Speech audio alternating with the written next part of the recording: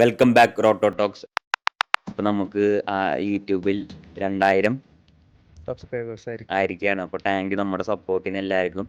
അതുപോലെ തന്നെ നമ്മുടെ ഒരു ചോദ്യം ചോദിച്ചിട്ടുണ്ടായിരുന്നു, ഒരു പ്രൊഡിക്ഷൻ. ഇതിന് പങ്കെടുക്കാൻ വേണ്ടിയിട്ട് അതിൻ്റെ ഐ ബട്ടണിൽ ലിങ്ക് ഉണ്ട്. അതുപോലെ തന്നെ ഫസ്റ്റ് കമൻറ്റിൽ നമ്മൾ അതിൻ്റെ ലിങ്ക് ഇട്ടുണ്ട്. അപ്പോൾ നിങ്ങളന്ന് കയറി അതിന് പ്രൊഡിക്റ്റ് ചെയ്യുക. അപ്പോൾ അരുൺ, എങ്ങനെ ഉണ്ടായിരുന്നു മുംബൈ LSG? മുംബൈ കയറിക്കൊണ്ടിരിക്കുകയാണല്ലോ.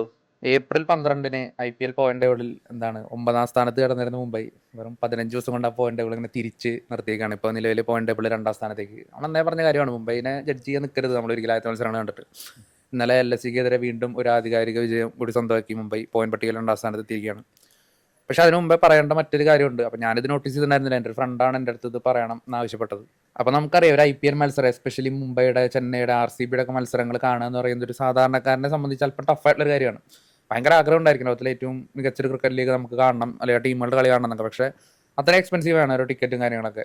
പക്ഷേ ഇന്നലെ മുംബൈ ഇന്ത്യൻസ് അല്ലെങ്കിൽ റിലയൻസ് ഫൗണ്ടേഷൻ, അവരുടെ ഓണർ ടീം, അവർ 19,000 കുട്ടികൾക്കാണ് ഇന്നലെ ആ ഒരു മത്സരം ഫ്രീ ആയിട്ട് കാണാനുള്ള അവസരം ഉണ്ടാക്കി കൊടുത്തത്. അപ്പോൾ അത് അപ്രിഷിയേറ്റ് ചെയ്യേണ്ട ഒരു കാര്യം തന്നെയാണ്. അപ്പോൾ ഒരുപാട് പേര് ആഗ്രഹമായിരിക്കും ഒരു IPL മത്സരമൊക്കെ നേരിട്ട് കാണാം, മുംബൈയുടെ ഒരു മത്സരം നേരിട്ട് കാണാം എന്നുള്ളതൊക്കെ. ഇന്നലെ 19,000 കുട്ടികൾ, അവർക്കുള്ള ട്രാവല്, അതിന് ഫുഡ്, ഇപ്പോൾ 500-ലധികം സൂപ്പർവൈസർമാർ, അതൊക്കെ ഏർപ്പാടാക്കി ഇന്നലെ ആ ഒരു മത്സരം കാണാനായിട്ട് മുംബൈ ടീം അവസരം ഒരുക്കിയിട്ടുണ്ടായിരുന്നു. അത് അപ്രിഷിയേറ്റ് ചെയ്യേണ്ട ഒരു കാര്യം തന്നെയാണ്. അപ്പോൾ ഫസ്റ്റ് ഓഫ് ഓൾ അത് പറയണം.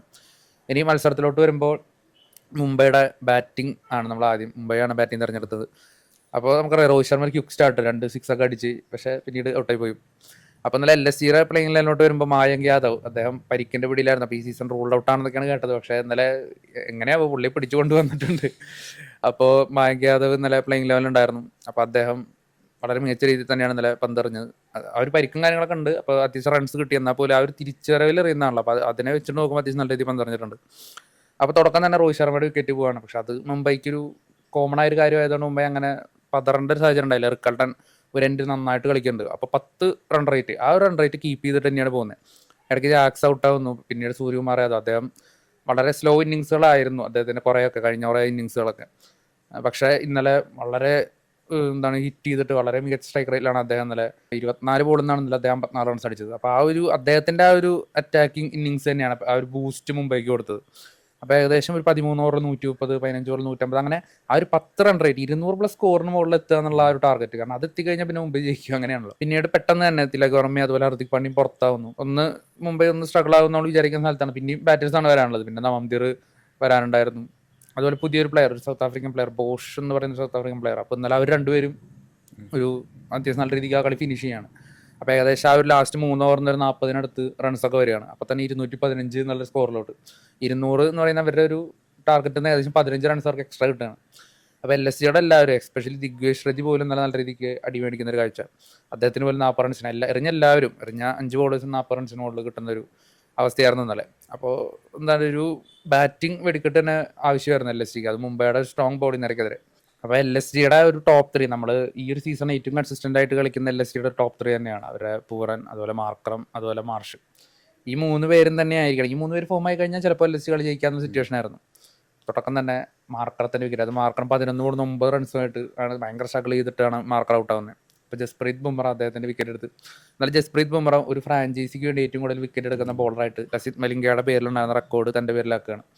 അപ്പോൾ ഏകദേശം 171 വിക്കറ്റാണ്. 170 വിക്കറ്റ് വാങ്ങി ലസിത് മലിംഗ 2ാം സ്ഥാനത്ത്.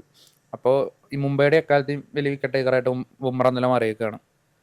പിന്നീട് നിക്കോളാസ് പൂരനും മാർഷും കൂടിയിട്ട് അത്യാവശ്യം ഒരു നല്ലൊരു രീതിക്ക് സ്കോർ മുമ്പോട്ട് പോകുമായിരുന്നു.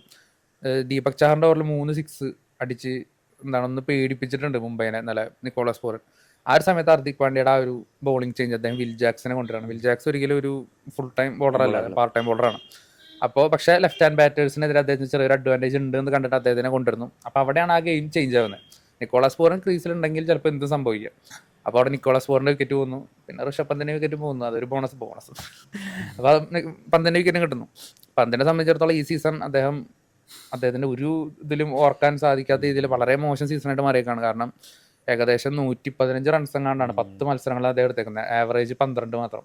അപ്പോൾ അത്രയും മോശം ഒരു ആവറേജും മോശം ഒരു സീസണായിട്ട് അദ്ദേഹത്തിന് മാറിയേക്കാണ്. 27 കോടി കൊടുത്തിട്ട് 27 റൺസ് പോലും അദ്ദേഹം എടുക്കുന്നില്ല. അപ്പോൾ എന്തായാലും അദ്ദേഹത്തിന് ഒരു ഓർക്കാൻ ഇഷ്ടപ്പെടാത്തൊരു സീസണായിട്ട് മാറിയിട്ടുണ്ട്. പിന്നീട് ആർക്കും അങ്ങനെ പിടിച്ചേക്കാൻ സാധിക്കുന്നില്ല. പടപടപടാന്നിങ്ങനെ വിക്കറ്റ് വീണ് ഏകദേശം 150-ൽ താഴെ അവസാനിപ്പിക്കുകയാണ് LSG അവരുടെ ഒരു മുംബൈക്കെതിരെ ചേസ്. അപ്പോൾ മുംബൈ ആധികാരികമായിട്ട് ഒരു മത്സരം കൂടി വിജയിച്ച് 2ാം സ്ഥാനത്തേക്ക് എത്തിയിരിക്കുകയാണ്. ഇപ്പോൾ അത്ഭുതങ്ങൾ നടന്നാൽ മാത്രം മുംബൈനെ പ്ലേ ഓഫിൽ നമുക്ക് കാണാൻ സാധിക്കില്ല. പക്ഷെ അത്തരത്തിലുള്ള അത്ഭുതങ്ങൾക്ക് ഇവിടെ സ്ഥാനമില്ല.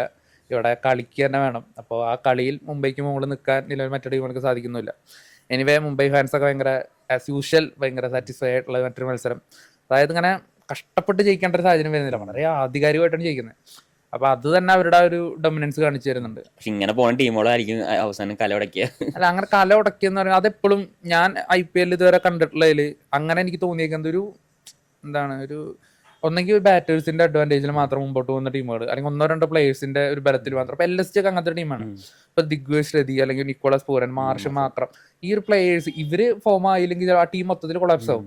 അങ്ങനെ 1-2 പ്ലേയേഴ്സിനെ ഡിപ്പെൻഡ് ചെയ്ത് പോകുമ്പോഴാണ് നമ്മൾ എപ്പോഴും ഒരു നോക്കൌട്ട് മാച്ചസിലൊക്കെ വീഴുക. മുംബൈനെ സംബന്ധിച്ചിടത്തോളം മുംബൈക്ക് എല്ലാ മാച്ച് വിന്നേഴ്സാണ്. കരൺ ശർമ്മ മുതൽ മറ്റേ അശ്വിനി കുമാർ വരെ മാൻ ഓഫ് ദ മാച്ച് ആയിട്ടുണ്ട് ഒരു കളിയിൽ. അപ്പോൾ മുംബൈക്ക് അങ്ങനത്തെ ഒരു പ്രശ്നം വരുന്നില്ല. എനിവേ എന്തായാലും മുംബൈ ഫാൻസിനെ സന്തോഷിപ്പിക്കാനായിട്ട് അവർ ഒരു 6ാം കിരീടം കൂടി എടുക്കട്ടെ. എന്തായാലും ചെന്നൈ ഫാൻസിന് വേണ്ടിയിട്ട് അവര് എന്താ പറയുക കിരീടം എടുക്കാതിരിക്കട്ടെ. അപ്പൊ എന്തായാലും നമ്മുടെ ടോപ്പ് 5 ഭയങ്കര ഒരു ചെറിയ രീതിയിൽ ഇങ്ങനെ കോമ്പറ്റീഷനിൽ നിൽക്കുന്നുണ്ട്. അപ്പൊ നമ്മുടെ ആ പ്രൊഡിക്ഷനിൽ പങ്കെടുക്കുക, നിങ്ങളുടെ വോട്ട് രേഖപ്പെടുത്തുക, അല്ലെങ്കിൽ നിങ്ങളുടെ പ്രൊഡിക്ഷൻ രേഖപ്പെടുത്തുക, ആര് ജയിക്കുന്നു എന്നിട്ട് സമ്മാനം നേടുക.